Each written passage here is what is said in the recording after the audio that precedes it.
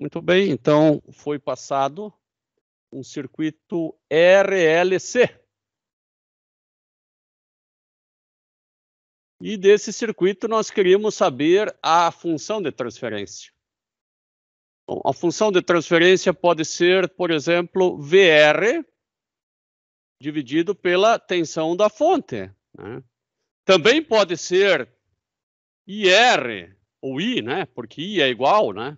Para todo mundo é a mesma corrente, dividido pela tensão da fonte. Pode ser VC dividido pela tensão da fonte, como pode ser VL dividido pela tensão da fonte, né, de entrada. Tanto faz. Bom, vamos fazer VR, VL e VC, né? Porque uma vez tendo VR, é a mesma imagem que I. Ou vamos fazer todos de uma vez, tanto faz. Primeiro vamos aplicar a lei das malhas, né? Eu sei, né, sem fazer muita força, que a corrente é igual à tensão de entrada dividido pela soma das impedâncias, onde essa impedância é R, essa é SL e essa é 1 sobre SC. E aqui vai ficar R mais SL mais 1 sobre SC. Se eu passar o V para cá dividindo, então eu vou ter I dividido por V, né, que já é uma das possibilidades de função de transferência que eu queria, que é 1. Eu vou tirar o mínimo aqui agora, então vai ficar S ao quadrado LC mais RCS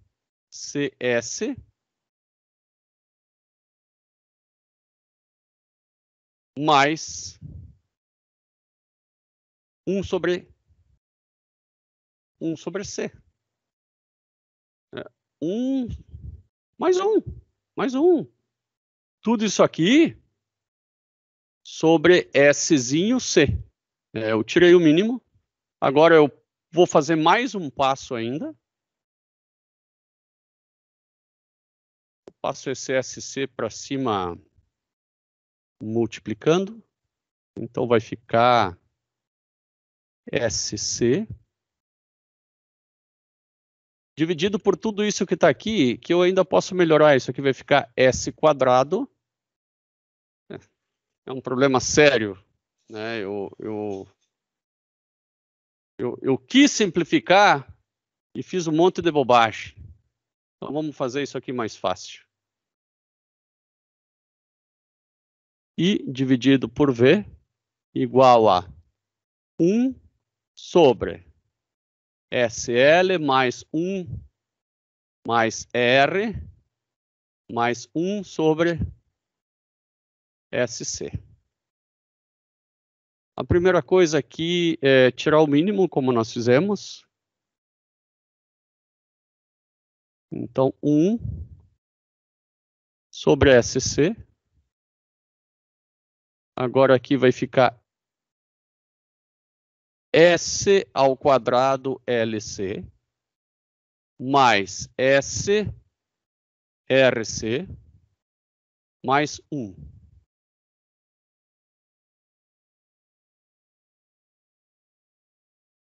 Esse SC eu passo para cima, vejam, ficou exatamente igual a antes, SC igual a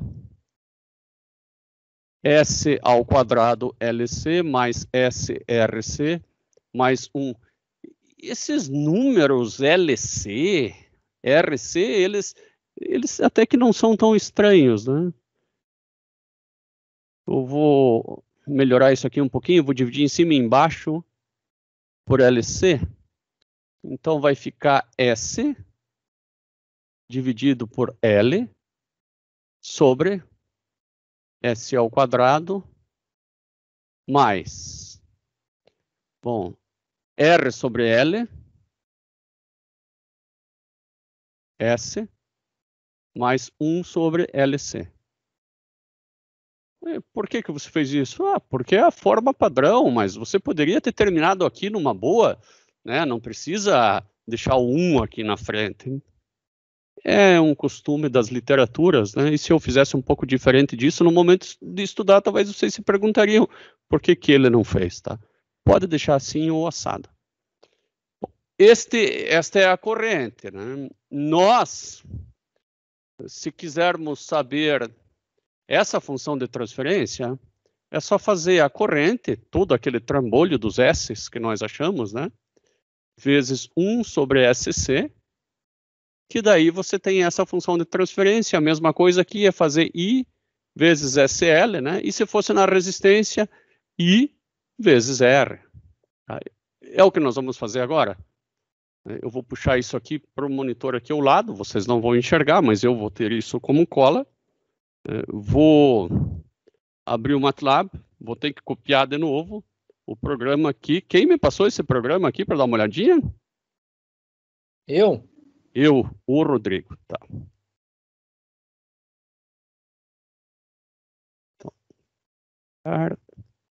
O MATLAB está abrindo.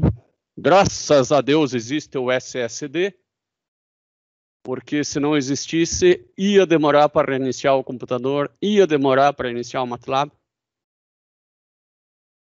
O que acharam desse meu mouse grandão aqui na tela? É melhor para a aula do que o mouse normal, né?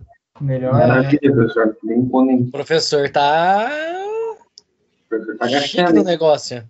Depois de 1 ano de pandemia, eu aprendi que tinha que aumentar o mouse.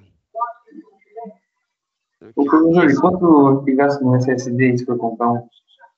Um SSD não é caro. Bom, eu vou ter que agora até... vou ter que editar a gravação, né? Senão vão dizer que eu vou estar ganhando comissão. Eu vou escrever aqui, ó, né, para vocês não desconfiar que eu estou ganhando comissão. SSD, eu aconselho de 240 GB, né? Pelo menos 120, né? Mas você vai ver aqui, ó, tá uns, ó, 260 reais. Isso é SSD bom, hein? Ó, aqui o de 120. Esse SSD. De 120 aqui, quanto que tá? Peguei um dos primeiros que eu achei aí. Sim. 190. Não é tão caro.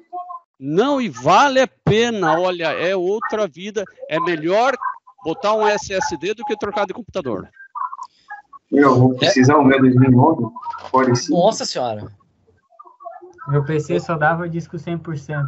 Ô, professor, Não, mas não é ruim até, cara. É um Core 5. Depende da geração. É bom o Core 5. Não sei qual que é a geração do teu processador. Não, eu tenho que ver aqui, meu. Mas ele dá pro gás ainda. Uhum. Mas o teu computador, ele suporta só o SSD grande ou os que são tipo chip, os PCI Express, NVMe, ótimo, coisa assim. O meu o meu suporta os dois. O meu notebook eu quero trocar por causa que o meu que tem, ele tem o HD normal e o SSD, só que é de 120. Uhum. Daí ocupa, querendo ou não, só o MATLAB já... Só o Windows e os programas 120 já tá bem no gargalo. Já é pouco, né? Bom, eu vou agora pegar o programa do Rodrigo aqui. Ele colocou uma fonte de 100, né? Nós talvez hoje evoluamos esse programa para colocar várias frequências e não só uma frequência de 100 radianos por segundo. Tirou a transformada de Laplace disso, né? Então, muito ligeiro, ele não foi na tabela, né? Ele mandou o MATLAB fazer, e o MATLAB faz para ele a transformada de Laplace da função seno. A função de transferência não, faz a transformada de Laplace, né? A função de transferência, bom, olha, LCS ao quadrado. Será que ele fez aonde? Eu vou ter que dar uma olhada aqui. Tá? Bom, eu não faço ideia, né? Porque a corrente é 1 sobre SL. Se deu S ao quadrado, eu não sei onde que ele fez essa... Né? Porque, veja bem, VC sobre VI, né? Isso aqui daria... Vou pegar a corrente lá embaixo, que é S dividido por L. S dividido por L. Aqui vai dar S quadrado mais R sobre LS mais 1 sobre LC. Vezes, né, se é o VC, 1 sobre SC. Então, daí corta esse S com S. Se fosse no indutor, seria SL. Daí daria S ao quadrado, né? O L corta com L, S ao quadrado. E se fosse no resistor, seria R sobre SL. Vamos ver aqui, VR sobre VI, né? Seria tudo isso aqui vezes R. Então, seria R sobre L vezes S. Me parece que tem alguma coisa estranha aqui, né? Eu vou fazer o seguinte. Eu vou definir a corrente, né? Posso definir a corrente, muito bem, aqui em cima, ó. I igual a S dividido por L, que é o numerador da corrente,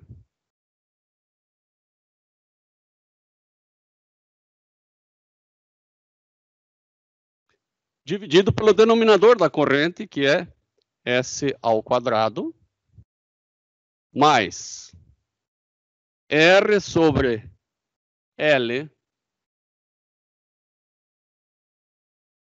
vezes S, mais 1 dividido por L vezes C.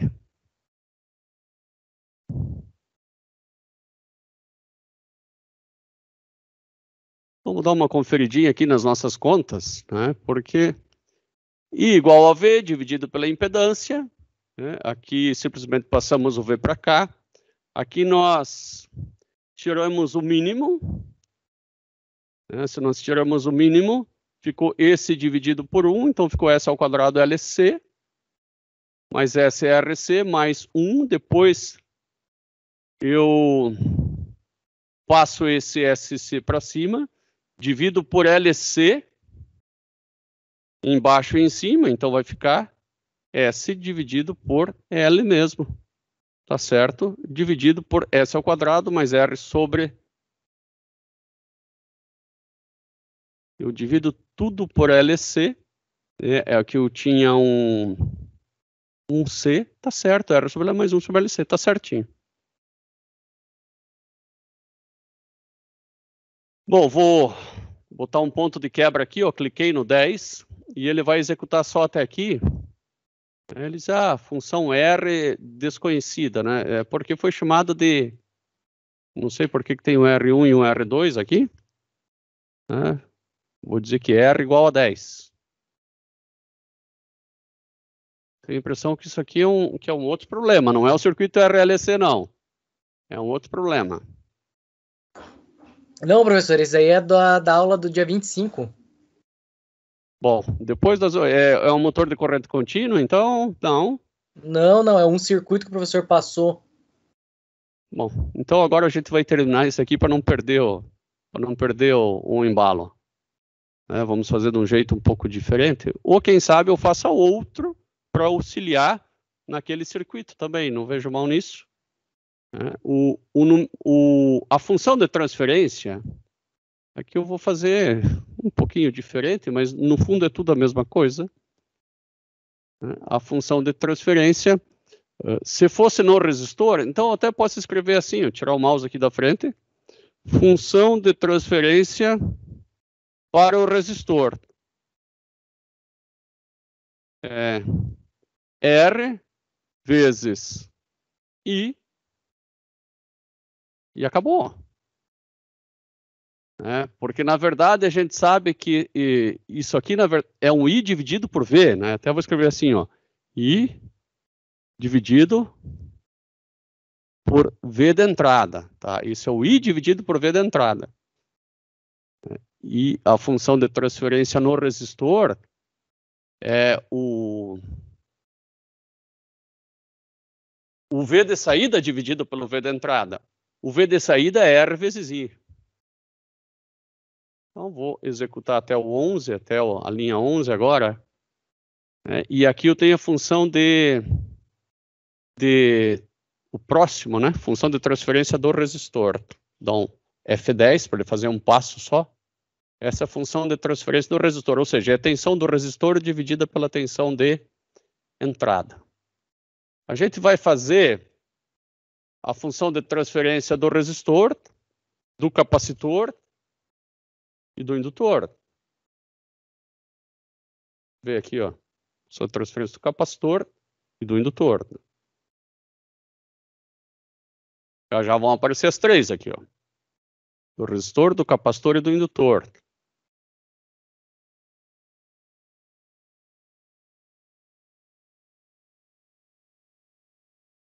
Tem alguém aqui? Só vou desligar o celular.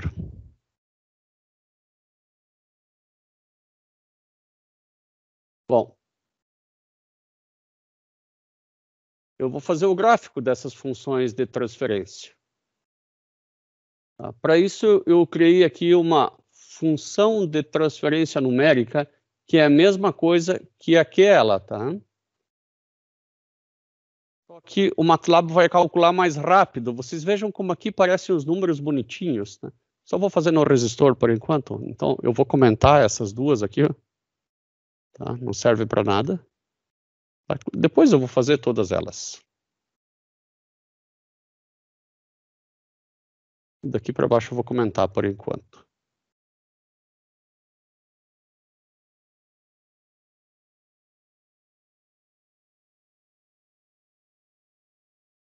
Tá? Essa aqui, ó, é exatamente igual a essa de cima.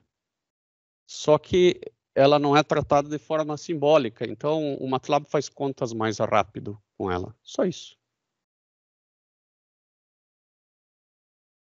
Eu tenho a função de transferência numérica, eu vou chamar de FT.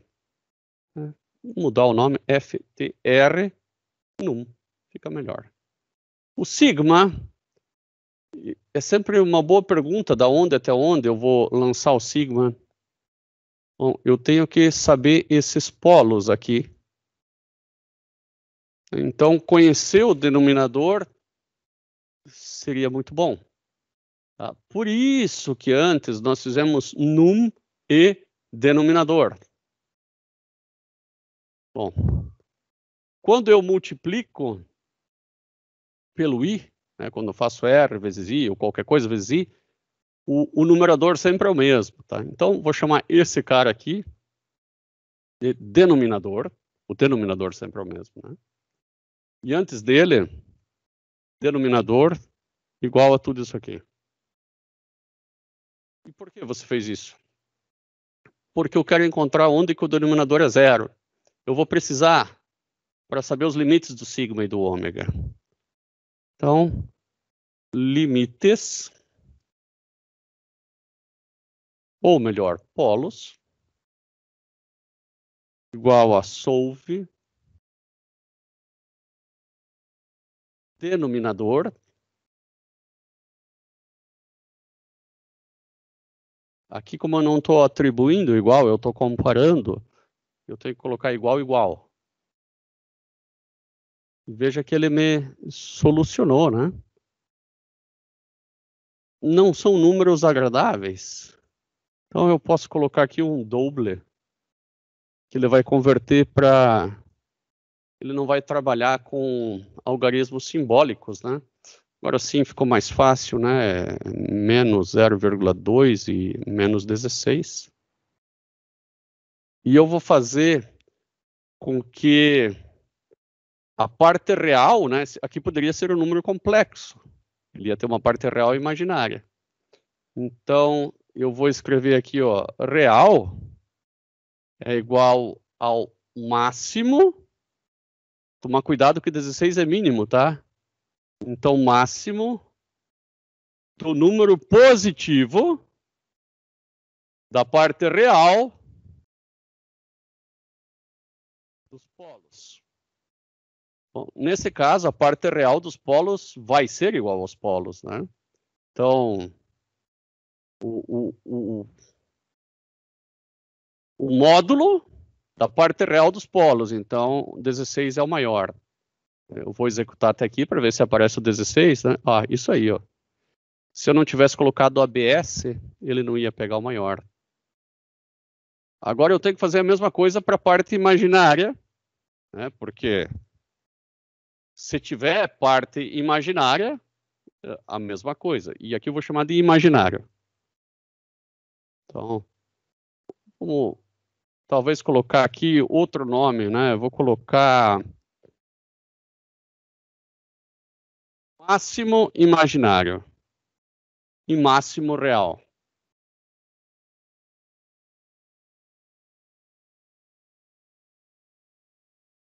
Melhor, porque real e imaginário são palavras reservadas. Já para o MATLAB não fica legal. É claro que aqui eu coloquei real, aqui eu deveria ter colocado imag. Ó, e é 0, está mais do que certo. Então, o sigma, eu vou fazer de menos 2 vezes. Né? Quem sabe eu queira fazer isso bem quadradinho agora, só para ficar bonito, né? Então, eu vou escrever aqui máximo igual a máximo desses dois, ó. Só para achar um real, um limite, né? Então, o máximo real e o máximo imaginário. Então, o máximo desses dois, obviamente, vai ser o 16, né? E aqui, o erro foi aqui embaixo, que a gente ainda não fez isso aqui legal, tá? Eu vou comentar. Tá? O máximo, obviamente, é o 16. Sigma. Máximo não é um nome tão bonito, vou chamar de limite. Então, o sigma vai desde menos 2 vezes o limite até 0. Eu vou dividir em 100 pontos. O ômega, só para ficar bonitinho, quadradinho, eu vou fazer ele bastante parecido. Só que o ômega tem positivo e negativo no gráfico. Então, vou fazer ele desde menos o limite até mais o limite.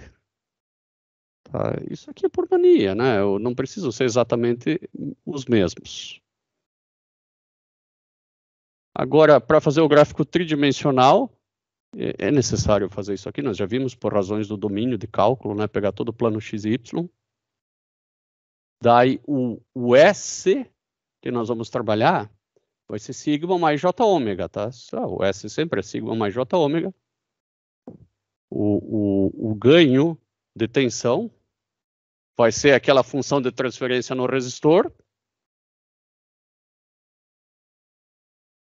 desde que eu coloque no lugar de SS o sigma mais j ômega. Poderia também colocar, eu acho que ficaria até mais simples, se eu coloco aqui sigma mais j ômega. Muito mais simples, né? Então a gente pode pular essa linha. E aqui, esse SSS, eu chamei o surf, né, que vai gerar a superfície, só para poder mudar alguns estilos dela. Então aqui eu vou tirar esses comentários, né? Eu vou fazer uma superfície com os eixos x e y e o módulo do ganho de tensão, né? Eu deveria chamar de GVR, ganho de tensão no resistor. Aqui é só perfumarias, né? O Z vai de 0 até 1. Isso aqui até confunde, parece que é 0,01. Né? Vai de 0 até 1. O eixo das cores vai de 0 até 2, o que não faz muito sentido. Coloca os dois até 2, então. O Color Map Jet é o melhor, né? Que vai do azul para o vermelho. O alfa é a transparência. Segura por algum motivo, por enquanto não vai segurar nada. Só vai fazer o gráfico até aqui. Vamos ver como saiu. Ele aparentemente não fez nada. Vamos ver se ele... Ó, ele calculou o GVR. Né? Era para colocar o módulo de GVR aqui. Mas ele não imprimiu. Talvez tenha algum limite aqui que a gente fez errado. A gente forçou. Ó, Z limite. Vou fazer o seguinte, para começar, vamos tirar esses dois. Estilo da linha nenhuma. Pô, mas sem nenhuma linha ele não vai imprimir nada mesmo. Ah, agora apareceu aqui uma linha.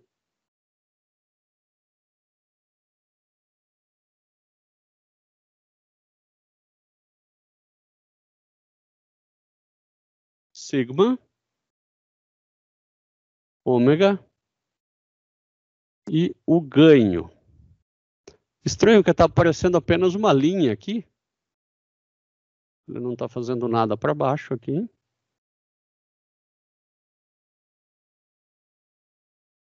Esse gráfico ele teria que variar mais em ômega, mesmo porque ômega varia bastante. Varia nada. Por isso que ficou uma linha.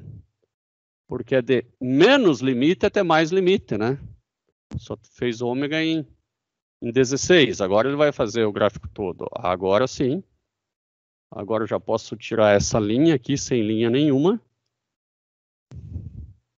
Já consigo ver o gráfico. Já posso deixar os limites. Não precisa ir até 80, vai até...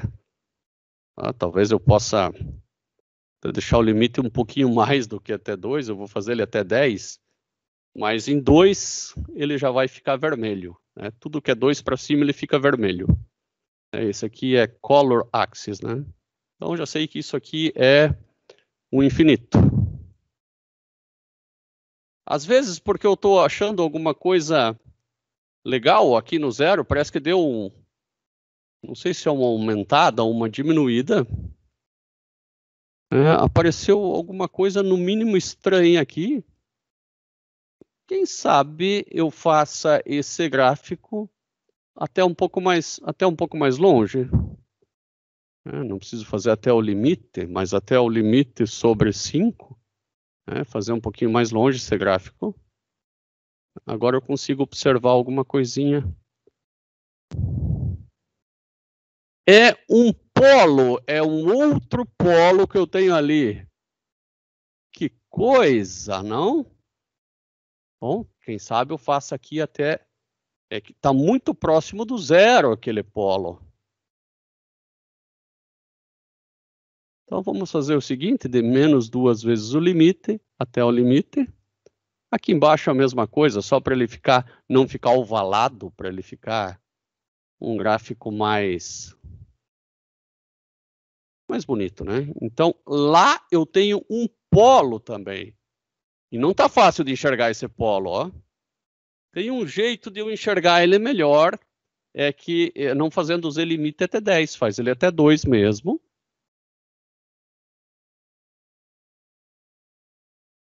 E aqui eu consigo enxergar ele mais ou menos, mas ele é meio... É um polo e já em sequência tem um zero. Veja que tem um... A função vem aqui para baixo, ó. É um polo do lado de um zero quase. Agora eu vou forçar um pouquinho a máquina. Vou colocar 500 e 500 pontos.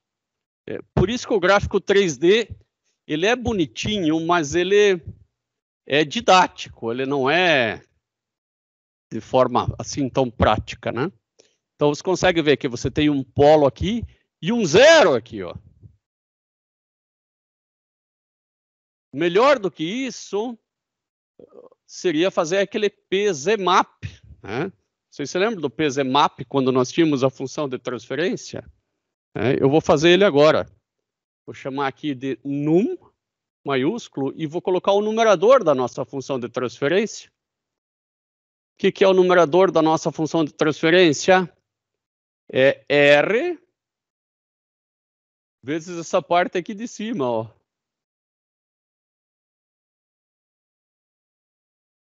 Então, vou fazer isso. O numerador da nossa função de transferência é R vezes esse cara aqui.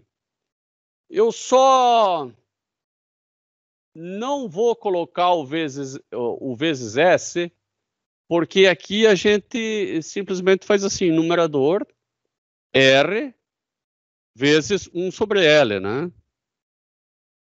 Esse aqui é vezes S.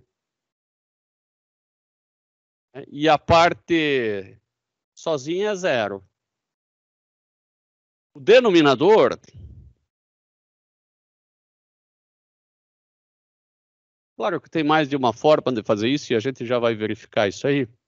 O denominador, eu vou copiar esse cara daqui e vou colocar aqui. Logicamente não é tão simples. No lugar do S quadrado, eu coloco 1. No lugar daquele que tem S, só coloca R sobre L. Não tem nada que colocar mais aqui.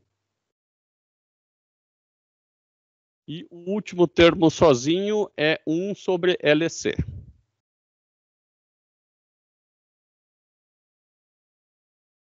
E depois, sys, né, de sistema, igual a transfer function num den. Execute-se até aqui. Teve um R minúsculo que eu coloquei aqui erroneamente.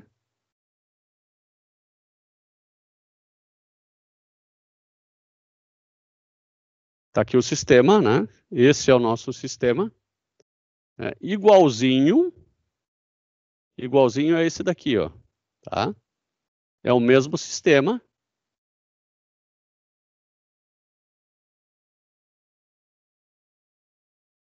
Eu perguntaria apenas por que ele está como 50S lá em cima.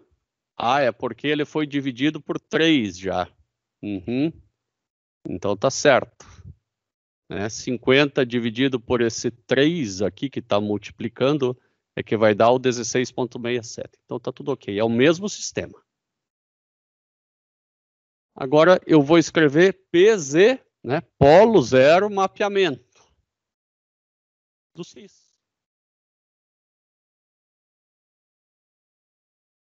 Veja que isso já é um assunto de uma aula recente.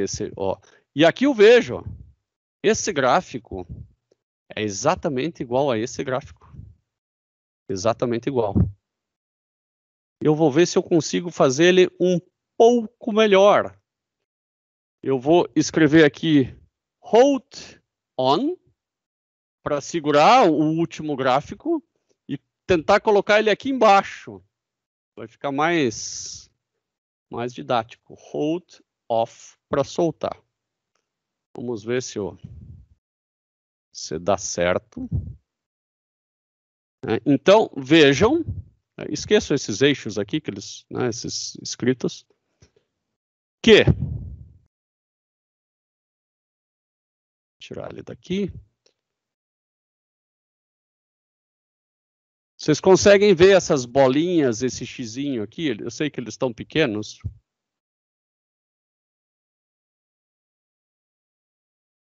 E ele não vai me deixar girar, não tem jeito. Então, vou ter que deixar como estava antes.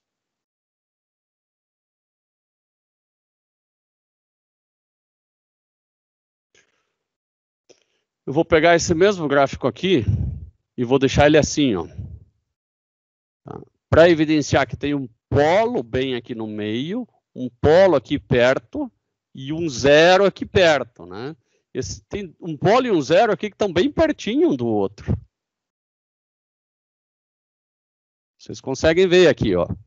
Esse aqui é um polo e esse aqui é um zero. Tá? Ele fica mais tecnicamente visualizado aqui, ó.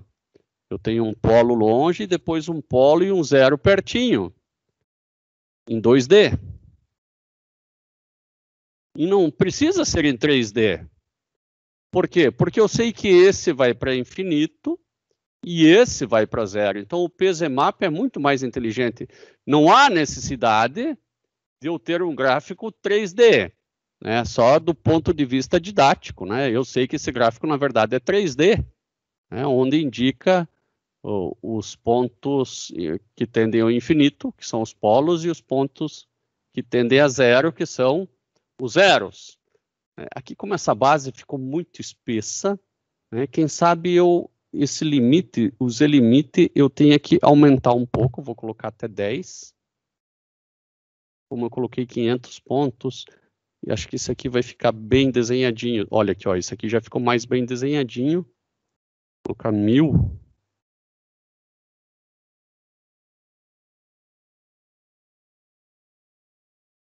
Claro que fica cada vez mais pesado, né?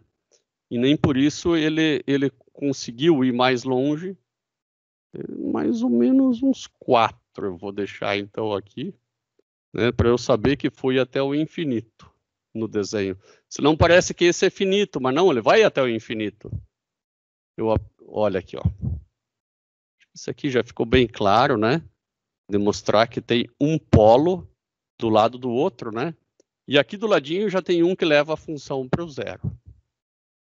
Bom, se você olhar para a função de transferência, você vê que tem 2 polos. O zero a gente nem vai estar dando tanta bola, tá? Tem 2 polos reais. Isso caracteriza um circuito sobreamortecido, tá? Aquele que não oscila quando você faz uma entrada ao degrau. Então, ele não tem uma oscilação natural, né? Da mesma forma, aqui eu vou fazer 2 gráficos aqui, ó. Um que é o step, que é a resposta ao degrau, e outro que é a resposta ao impulso. O impulso é um soco padronizado, né, de área igual a 1. Ele não tem energia infinita, apesar de ter amplitude infinita, só que o tempo de duração é 0, né? Então a gente diz que a amplitude é quase infinita e o tempo é quase 0. Consegue compreender melhor. Então eu tenho aqui, ó, a resposta ao degrau. Assim que eu coloco uma tensão fixa,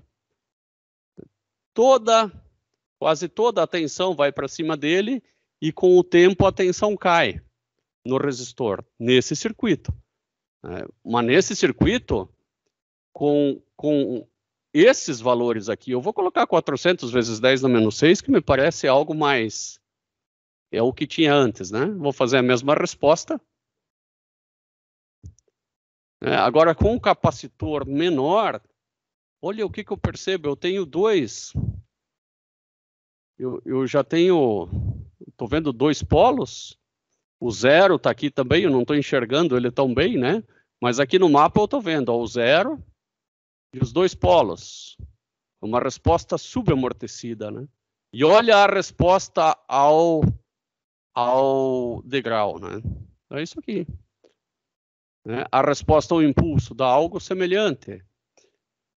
Eu vou pegar a tensão no capacitor, então, e não no resistor. O que vocês acham? Eu acho que vai ser mais fácil para entender. Eu estou colocando uma tensão contínua, naturalmente, a corrente, ela termina em 0, por causa do capacitor. Mas o capacitor termina carregado e termina com a tensão da fonte. Então, eu vou fazer a função de transferência, apesar de, vamos chamar aqui de FTC. Né? FTC. É isso daqui, ó. Só que agora é 1 sobre SC, né? Pelo amor de Deus, não é R. Então, 1 dividido por S vezes C, vezes o I, dividido por V. Né? Então, essa é a função de transferência do capacitor. Como eu vou fazer isso várias vezes, eu não vou deixar do resistor, vou deixar apenas função de transferência aqui. Deixa eu ver se tem mais algum aqui, ó. Aqui eu vou chamar de função de transferência numérica, né, como está lá. E é isso. E não é o ganho no resistor, é simplesmente o ganho de tensão. Vamos lá. Apenas mudei o nome das variáveis. Aqui ele diz que não conhece FT, né? Claro, porque aqui está FTC. Quem sabe eu chamo isso aqui só de FT mesmo, né? O outro também vai ser só de FT, esse também só de FT. Bom, tem os polos, né? Tenho aqui os polos de novo, né? o zero não está aparecendo tão claramente. Eu vou girar isso aqui, ó. O zero vai aparecer aqui no meio, né? E de fato tá ruim de ver ele por aqui. Tem algum zero esse circuito? Vamos ver aqui na função. Nem tem zero, por isso que tá ruim de ver, ó. Não tem nenhum zero, só tem polo. É por isso que a gente não achou. E aqui no PZMAP, esse cis, nós vamos ter que mudar também agora, claro, né? Porque o numerador e o denominador mudaram. O que é o nosso... Aliás, o denominador não mudou, só o numerador, né? O numerador agora é outro. Vamos olhar lá para o nosso... Onde é? Aqui. O numerador... Nós queremos no capacitor, então temos que multiplicar por SC. Então vai ser...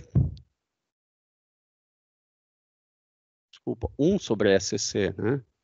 Isso aqui é SL, 1 sobre SC. Corta, corta, vai ficar 1 sobre LC em cima. Então aqui, 1 sobre LC, não tem esse zero, né? Não tem esse zero porque é 1 sobre LC sozinho, ele não multiplica S. 1 dividido por L vezes C.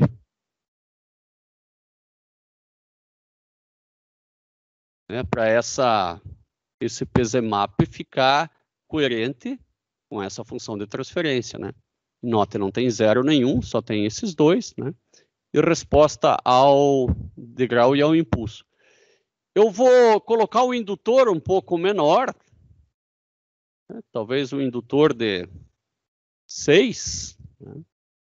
A gente fez algo bem automático aqui, ó. Verifiquem que agora os limites se ajustam, né? Isso foi muito legal. E me parece que eu tenho 2 polos reais, né? É só olhar lá em cima. Aí, de fato, deram 2 polos reais. E aqui eu tenho 2 polos reais. A resposta ao degrau, né? Até ficar com a tensão de entrada. A resposta ao impulso, né? A tensão começa a 0. Aumenta. E com o tempo o capacitor descarrega. Claro, não tem mais fonte, a fonte é 0 volts, né? O impulso é só uma pancada.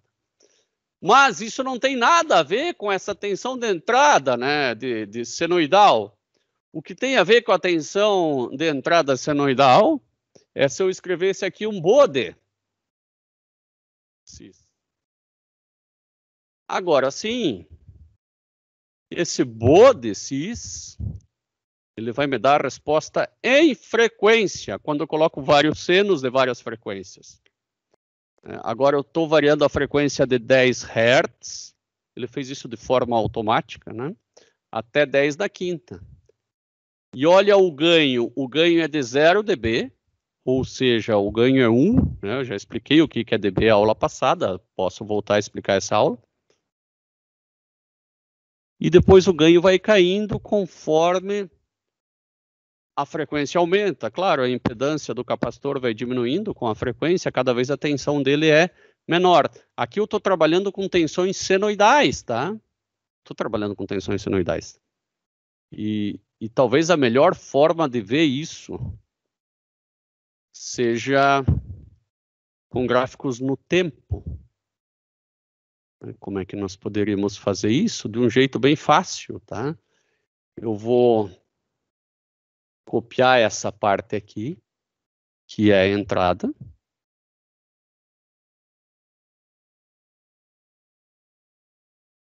Eu tenho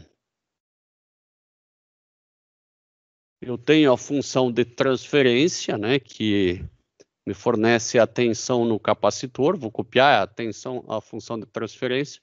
Bom, vou ter que copiar até aqui, então, para ter a função de transferência.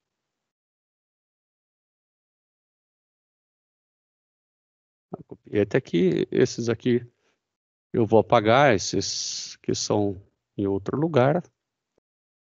E a tensão no capacitor,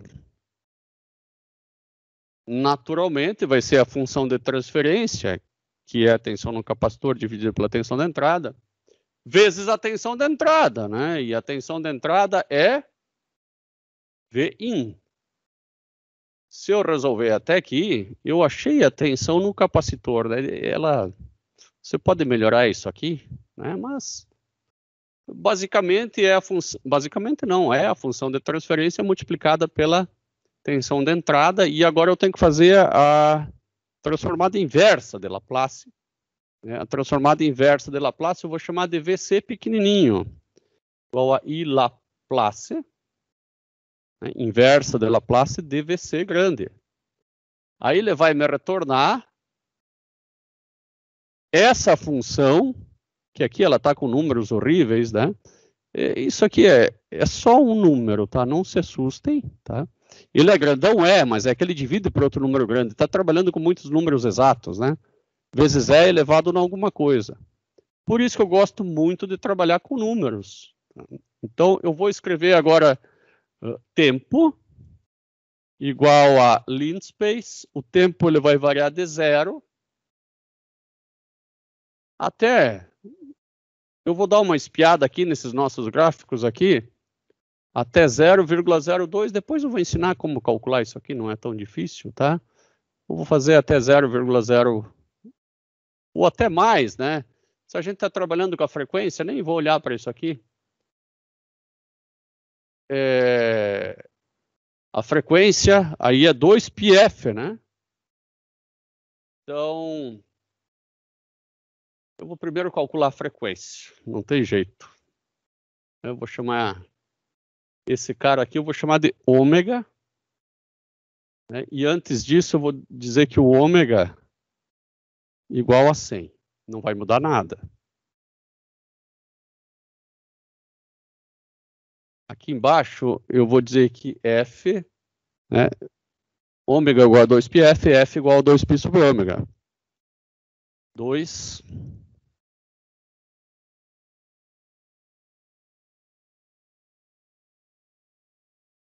Eu vou ter que escrever, porque sem escrever eu não consigo me lembrar de certas coisas de cabeça. Ômega igual a 2πf, né? Ômega igual a 2π sobre t. T, que é o período, é 2π sobre ômega. Pronto. Então, eu sei que o período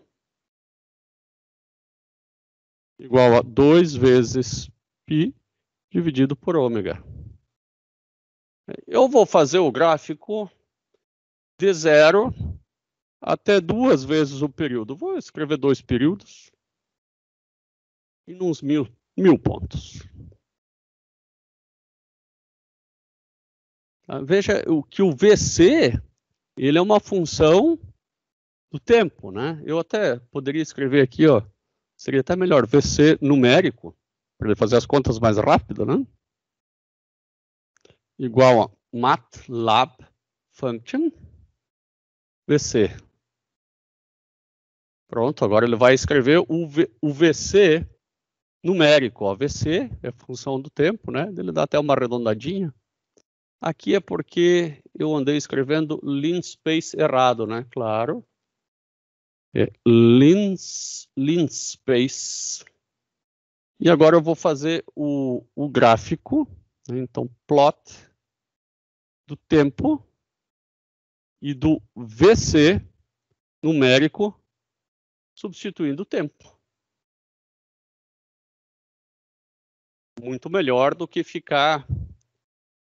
Então, eu tenho aqui a saída, né, para a entrada. Seria legal eu colocar o gráfico da entrada também, por que não? Então, eu vou também fazer o plot, só que eu vou ter que fazer um Vin numérico também. Não é problema. Vin numérico igual a MATLAB function Vin. Fiz o Vin numérico, fiz o VC numérico, eu vou colocar os dois gráficos, porque eu acho que seria muito legal colocar eles juntos. Vin numérico. Pronto. Agora vão aparecer os dois. Eu deveria ter colocado um hold on, senão ele não vai fazer o mesmo, né? E no final, sempre um hold off para soltar. Agora eu tenho a tensão de entrada, posso colocar uma legenda, né? E a tensão de saída. Bom, eu percebo que o ganho é quase 1 nessa frequência de 100. A gente pode também ver lá no gráfico de Bode, né, que para a frequência de 100 é praticamente 1 mesmo o ganho, né? Praticamente 1 o ganho.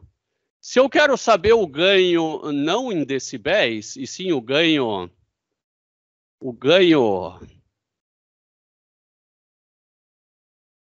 em volts por volts, né? Eu tenho que me lembrar que o ganho é 20 vezes o log de V2 sobre V1, né? Na verdade, é 10 vezes o log de P2 sobre P1, né? E daí a gente viu que V quadrado sobre R é a mesma coisa que potência, e o 2 do V quadrado multiplica esse 10. Esse é um log na base 10 também. Bom, se eu quero enxergar, esse é o ganho em dB, tá? Então, o ganho em dB é igual a 20 vezes o log na base 10 do ganho normal. Como é que eu poderia, se aparece esse, como é que eu poderia fazer aparecer o outro? Bom, eu vou dividir esse aqui por 20 primeiro. Primeiro eu vou pegar esse 20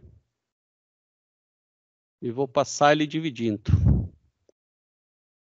Acho que eu já estou quase lá. Se eu fizer 10 elevado nisso aqui, vai ser igual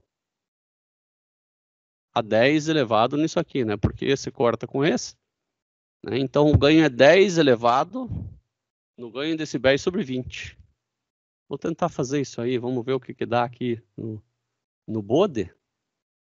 Né? Mas não me parece tão fácil. Eu vou chamar aqui, ó, BBB igual a Bode-Cis. E vou ver o que ele me apresenta. De repente ele apresenta os valores de x e y. Senão eu vou ter que fazer na unha, né? Veja aqui, ele está me dando alguns valores aqui, ó. Me parece que é do primeiro. Olha aqui, ó. O BBB, ele me deu o primeiro, o segundo. Isso aqui tem cara de ganho. Tem cara de ganho. E bem aquele ganho que a gente quer, que começa em 1, e passando, ele vai lá para o último elemento, que é o 62, é quase 0. Então, tudo bem. Vamos fazer o seguinte. Vou executar de novo com ponto e vírgula aqui. Tá aí, eu vou vir aqui para o MATLAB, ele guarda as variáveis. E aqui o BBB é 1 por 62. Se eu der um clique duplo, é uma matriz tridimensional, né? Não tem como eu ver ela em 2 dimensões. Eu vou fazer o seguinte aqui, eu vou escrever ganho igual a BBB,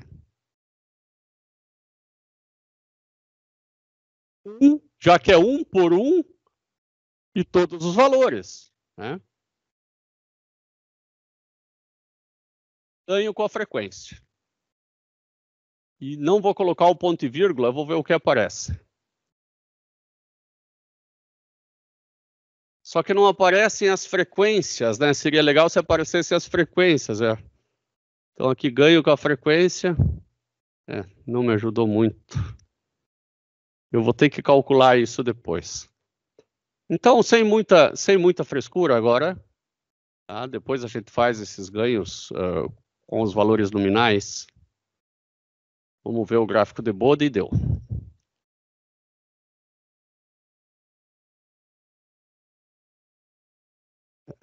Esse igual aqui não nos ajudou muito. Tira ele daqui.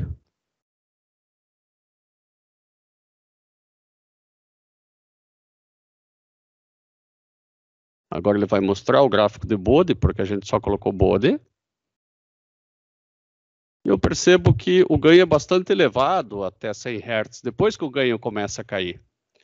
Eu vou colocar 10 na quarta Hz, para ver se o ganho fica aqui na casa dos menos 60 decibéis, né? Eu posso colocar é uma grade. Eu, pelo menos, gosto muito de colocar grade nos gráficos, porque me parece que facilita para acompanhar, né, onde as coisas estão na curva. Então, vou executar mais uma vez. E agora eu vou pegar esse Bode, né? O Bode é a resposta na frequência, módulo e fase, na frequência do fasor, né? Tem o módulo e a fase. Então, vou colocar aqui em 10.000 radianos por segundo, né? Não hertz, radianos por segundo. Ele está aqui nos menos 50 dB. Assim como em 100, ele está em 0 dB, que é mais ou menos 1. Em 100 a gente já viu, né? E em 100 o ganho deu praticamente 1, né? É só pegar um e dividir pelo outro que tu vai descobrir, né? Pegar um pico e dividir pelo outro pico. Agora, eu falei que eu vou fazer de 10.000. Vamos fazer de 10.000, então. 10.000 Hz.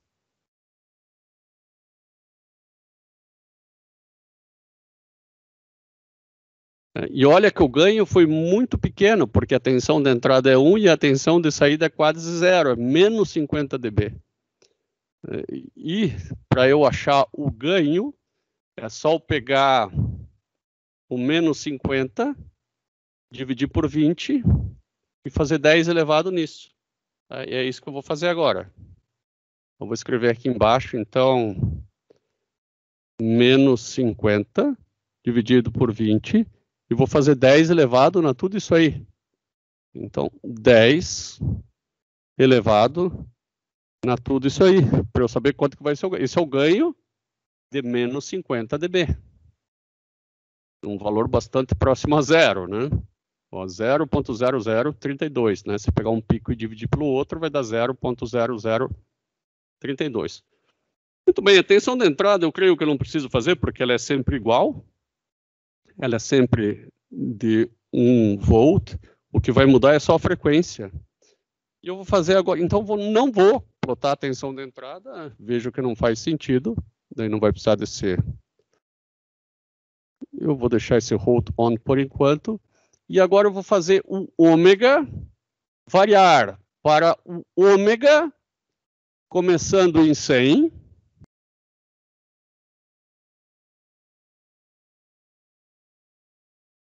Ou melhor, vou usar um while aqui.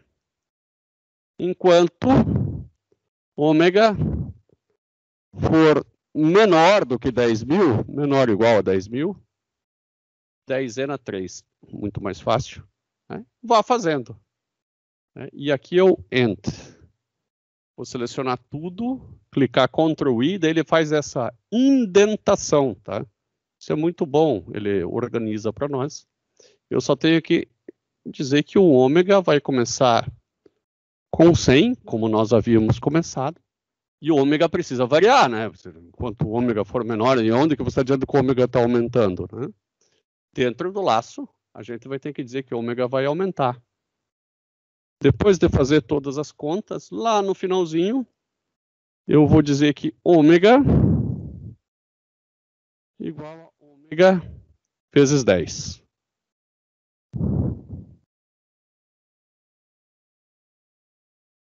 Então, eu vou aumentar de 10 em 10 e vou fazer o gráfico, né, de 100, 1.000, 10.000, né? Não são nem muitos. Eu poderia ter botado um ponto e vírgula, né? Mas tudo bem, agora deixa ele fazer.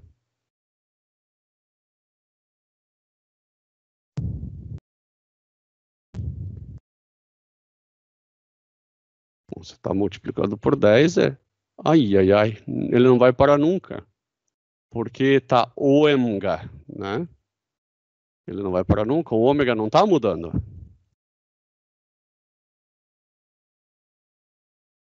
Vamos ver se ele para ou trava.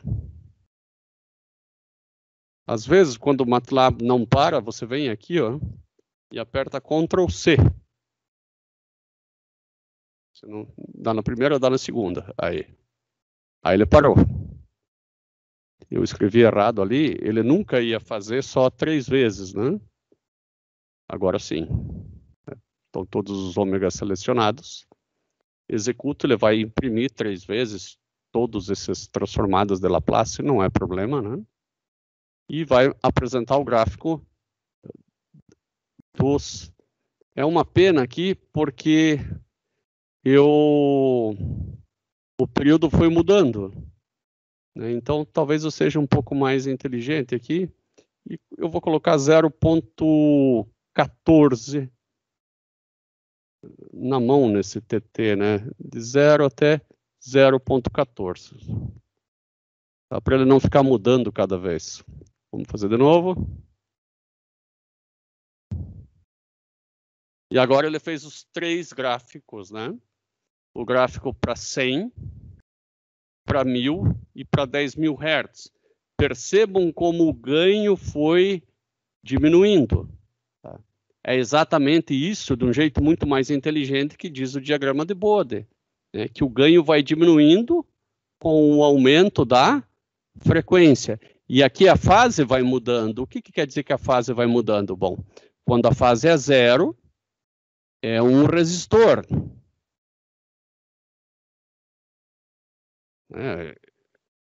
Se você pegar, interpretar isso aqui como a tensão do capacitor dividido pela tensão de entrada. Vamos supor que você tenha... Talvez fosse melhor ter feito um gráfico de corrente para ficar mais fácil, né? Porque daí você compara não a tensão pela tensão, e sim a tensão pela corrente. Isso seria legal. Então, eu vou fazer isso para ficar mais fácil de explicar esse gráfico da corrente. Eu vou vir aqui para a função de transferência, né, e pegar isso aqui, ó, S dividido por L dividido pelo denominador. Tá? Então, aqui eu vou fazer S dividido por L. Só 1 sobre L, né? 1 sobre L, né? E o 0, porque o primeiro é vezes S e o outro é o termo independente. Vai ficar melhor de eu explicar a fase. Tá? Só que agora eu tenho o ganho de corrente pela tensão de entrada. Então, a corrente, claro que ela cai a 0, né? Quando não é frequência, né? Quando é tanto um degrau quanto um impulso, ela cai a 0. E o diagrama de Bode é esse. Agora eu vario a frequência para frequências pequenas, né? A corrente é praticamente 0.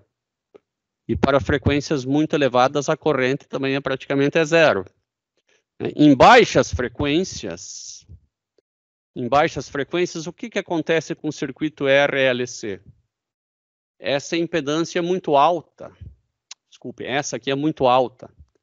Ele é um capacitor.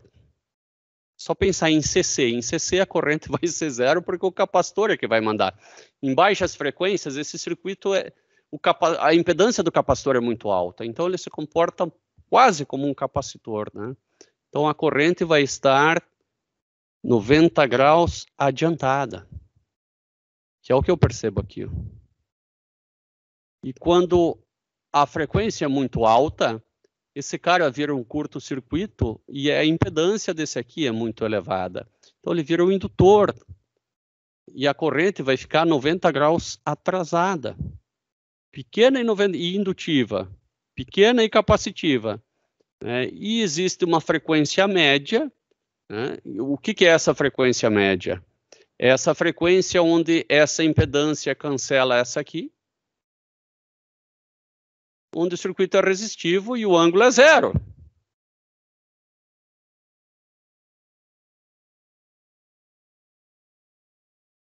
É o que acontece aqui nessa frequência. Essa aqui é a frequência, aqui uns 800, né, 800 radianos por segundo, é a frequência onde o circuito ele se comporta como uma resistência.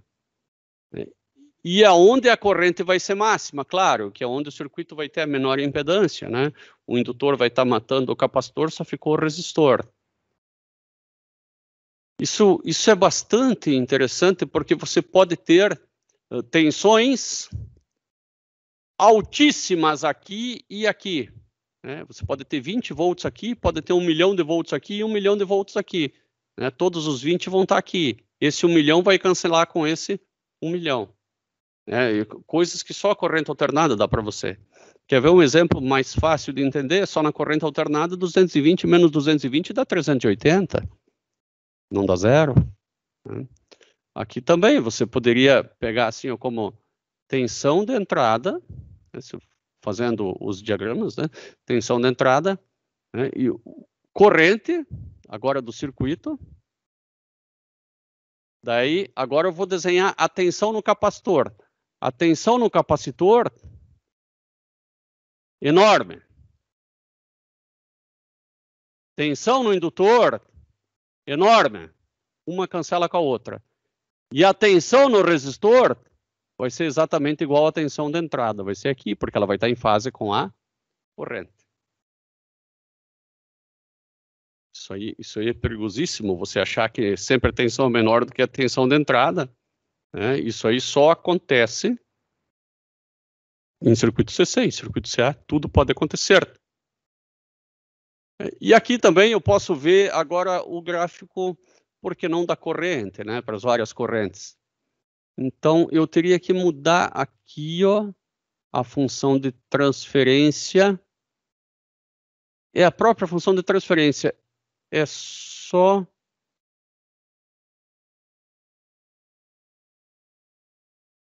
É só eu não colocar 1 sobre SC.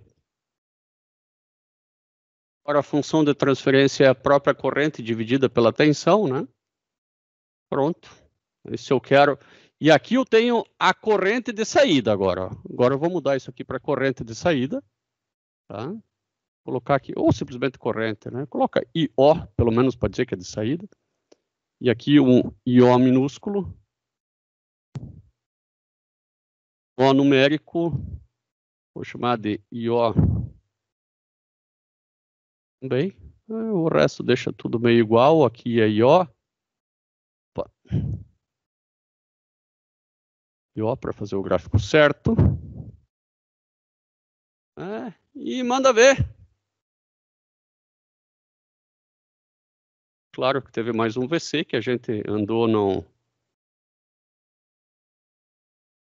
substituindo. Aqui, manda ver de novo.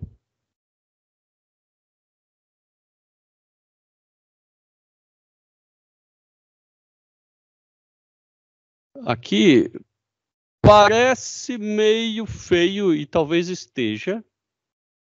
Tá? Eu posso optar por fazer menos tempo ou por colocar mais pontos, né? Vamos ver se ficou feio mesmo no zoom. Se ficou feio mesmo, não tem choro, vamos ter que colocar mais. Ficou horrível. O que a gente pode fazer aqui é colocar mais pontos. Vou colocar 10 mil pontos para ver se melhora a estética do... Já melhorou. Se eu der um zoom aqui, ó, eu já vejo agora que ficou, também aumentei em 10 vezes a quantidade de pontos, né, já ficou senoidal. Né? Então veja que eu só não sei agora qual que é qual corrente, né? Porque a corrente máxima ocorre nas médias frequências, pelo menos segundo o diagrama de Bode. Né? Então, eu sei que... e tá fácil, ó.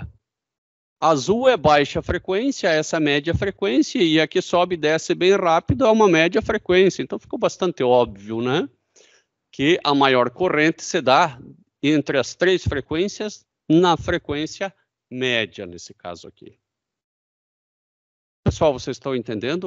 A aula não tem nada a ver com o preparado, por enquanto, hoje, mas foi baseada numa pergunta e a coisa foi evoluindo. Né? E sempre a gente vai achando as coisas interessantes, mas de vez em quando é bom perguntar para os alunos se eles estão entendendo, né? Matheus, Agnaldo, Bruno, como é que tá? Não, entendendo, tranquilo, professor. É interessante. Assim, é bastante informação, né? Mas é interessante essa apresentação aí, o programa aqui, bem 10 mesmo. Legal, então. Vamos fazer agora um intervalinho, então, de 15 minutos. Depois eu vou voltar com um motor de corrente contínua, que eu tenho todo interesse de passar ele aqui, porque nós vamos aproveitar lá em acionamentos também. Tá? Então, vamos fazer uma folga aí de uns 15 minutos e a gente volta daqui a pouquinho. Tranquilo, então. Valeu. Até depois.